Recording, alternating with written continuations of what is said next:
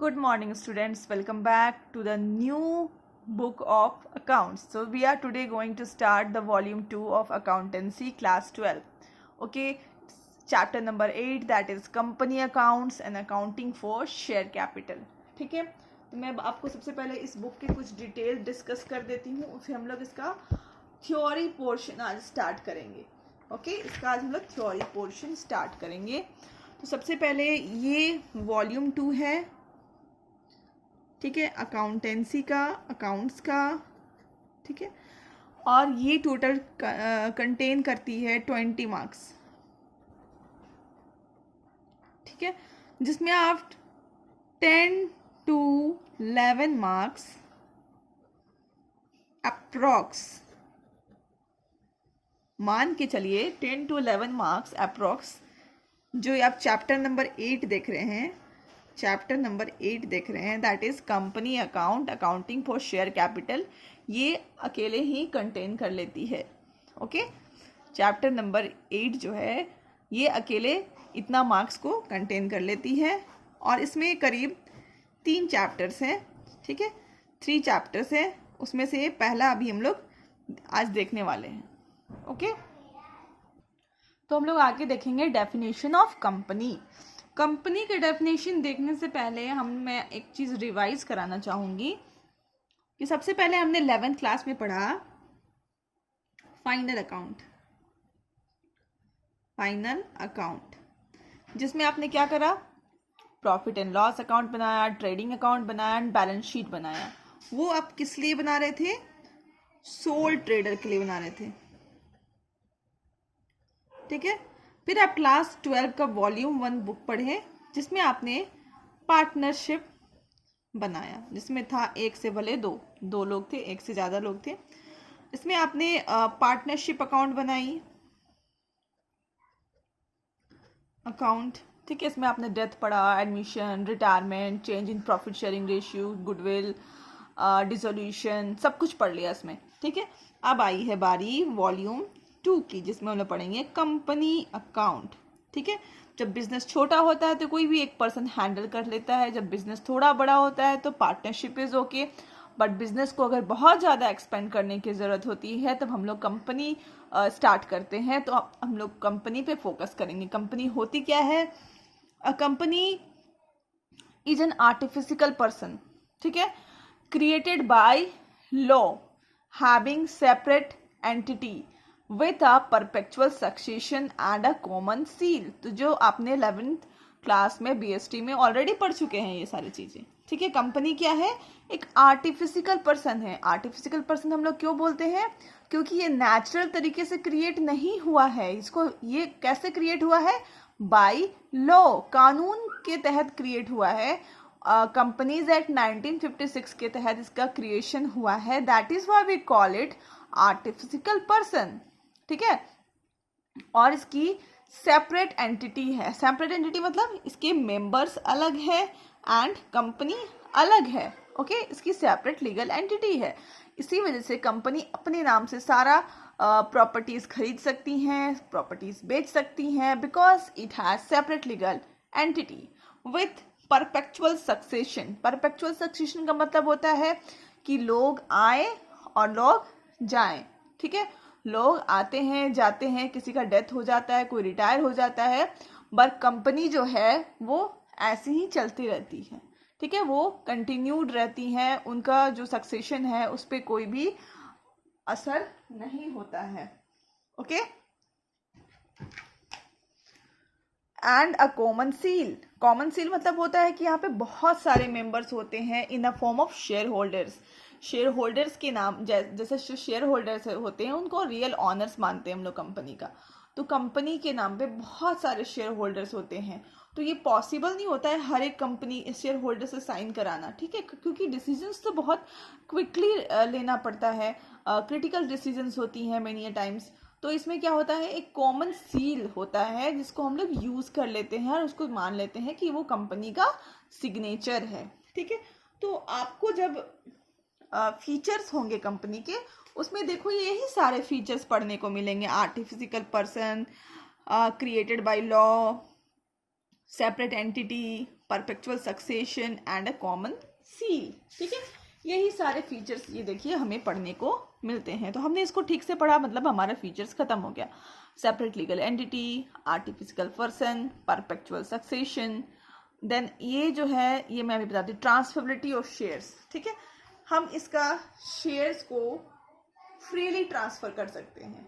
मान लो मैंने शेयर्स खरीदा और मुझे शेयर्स नहीं रखनी है कंपनी का, मुझे पैसा चाहिए। ठीक है, आई नीड मनी। ठीक है, तो what I will do, I will sell that shares to another person. मैं उस शेयर्स को अनदर पर्सन को, दूसरे पर्सन को सेल कर दूंगी विद अ मनी। ठीक है, तो जिसके पास वो पेपर होगा, जो पेपर मुझे कंपनी ने दिया था, शेयर्स उसी का होगा। ओके, तो this is what a company does. अब इसकी मैनेजमेंट एंड ओनरशिप की हम लोग बात करें। ठीक है, तो इसमें क्या होते हैं, इसकी जो मैनेजमेंट एंड ओनरशिप को कौन देखता है, इसकी मैनेजमेंट एंड ओनरशिप को बोर्ड ऑफ डायरेक्टर्स देखते हैं। ठीक है, कैसे देखते हैं, जितने भी शेयर होल्डर्स होते हैं वो सारे मिलकर के कुछ बोर्ड ऑफ डायरेक्टर्स के मेंबर सेलेक्ट कर लेते हैं, फिर वही मेंबर्स इसको क्या करते हैं, देखते हैं। ओके, सारे इसकी मैनेजमेंट देखते हैं, ओनरशिप को देखते हैं। ओके, एंड दूसरी है लिमिटेड लायबिलिटी। जितने भी अभी कंपनी से हम लोग पढ़ रहे हैं उस पर लिमिटेड लायबिलिटी होता है। मतलब इसका मतलब ये होता है कि जब कंपनी डूब जाती है या बंद हो जाती है तो ऐसा नहीं है कि आपको अपना घर प्रॉपर्टी सारा बेच करके कंपनी के लिए पैसा लेकर के आना होगा।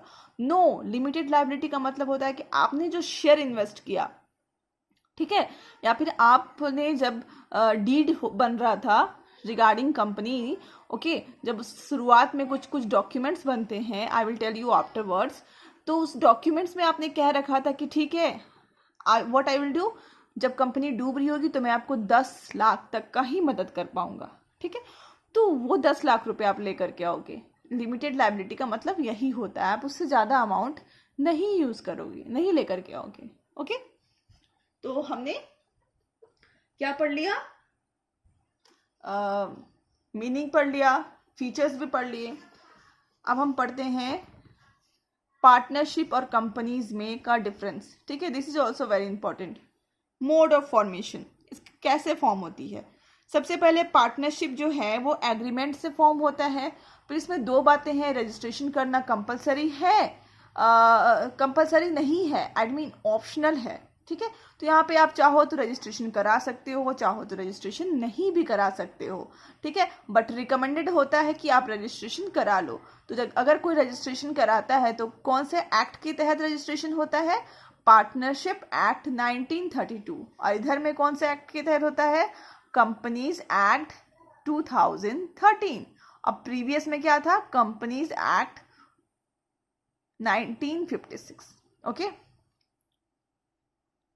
रेगुलेटरी एक्ट, इसका रेगुलेटरी एक्ट बता दिया आपको, द इंडियन पार्टनरशिप एक्ट 1932। इधर का रेगुलेटरी एक्ट है द कंपनीज एक्ट 2013। ठीक है, इसमें मिनिमम नंबर्स ऑफ मेंबर्स 2 होते हैं और मैक्सिमम 50 होते हैं। ठीक है, और ऐसा कौन कहता है, ऐसा कहता है सेक्शन 464 ऑफ कंपनीज एक्ट 2013। ठीक है, तो यहाँ पे आप देखोगे आपको बहुत सारे रूल्स दिए हुए हैं, रूल 10 ऑफ कंपनीज। ठीक है, यहाँ पे आप देखो, in case of public company, अगर दो तरह की कंपनी होती है, पब्लिक एंड प्राइवेट। तो पब्लिक कंपनी में आपका मिनिमम नंबर ऑफ मेंबर 7 है और प्राइवेट कंपनी में 2 है। ठीक है, और यहाँ पे आगे लिखा जाता है कि इसकी maximum limit is no, it doesn't have any maximum limit. ठीक है, इसकी मैक्सिमम लिमिट नहीं है, करोड़ लोग भी इसके मेंबर्स हो सकते हैं। बट प्राइवेट कंपनी की मैक्सिमम लिमिट है कि वो नॉट मोर देन 200 मेंबर। ठीक है, 200 मेंबर से ज़्यादा नहीं हो सकते हैं। Okay, liability, liability of all partner is unlimited. मतलब अनलिमिटेड लायबिलिटी का मतलब होता है कि उनको अपने पूरे घर बार, बर्तन, जेवर, खेत सब बेच करके पैसा लेकर के आना पड़ेगा अगर आपने किसी से कर्ज लिया है तो उसको चुकाने के लिए। ठीक है, बट यहाँ पे वैसा नहीं है। यहाँ पे क्या है कि आपको लिमिटेड, यहाँ पे लिमिटेड लायबिलिटी होती है, तो इसके मेंबर्स की भी लिमिटेड लायबिलिटी होती है। वो जितना शेयर्स हेल्ड किए हुए हैं, ठीक है, उतना ही का वो लायबल होंगे, उतने ही उनकी लायबिलिटी होंगी। ठीक है, next is distribution of profit. ठीक है, यहाँ पे जो भी पार्टनरशिप डीड हम लोग जो बनाते हैं, ठीक है, उसमें अगर इक्वली दिया हुआ है तो हम लोग इक्वल इक्वल डिस्ट्रीब्यूट कर लेते हैं, और अगर कोई रेशियो दिया हुआ है तो हम लोग रेशियो पे डिपेंड होकर के डिस्ट्रीब्यूट कर लेते हैं। बट अगर हम कंपनीज में बात करें तो it depends on article of association, ठीक है। जो हम डॉक्यूमेंट्स बनाते हैं कुछ, जब कंपनी फॉर्म होती है तो दो डॉक्यूमेंट्स बनाते हैं, एक इज आर्टिकल ऑफ एसोसिएशन और दूसरी is second is memorandum of association, ठीक है। तो हम ये जो दूसरी वाली बनाई, ठीक है, that is article of association. तो कंपनी क्या होती है, यहाँ पे आपको डिफाइंड होता है कि आपको कितना प्रॉफिट्स किसको देना है, ठीक है।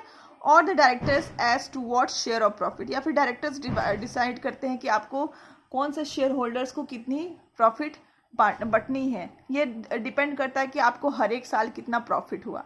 अगर प्रॉफिट का जो ग्राफ है वो रेगुलर कभी भी नहीं होता है, अप डाउन होता रहता है, ठीक है।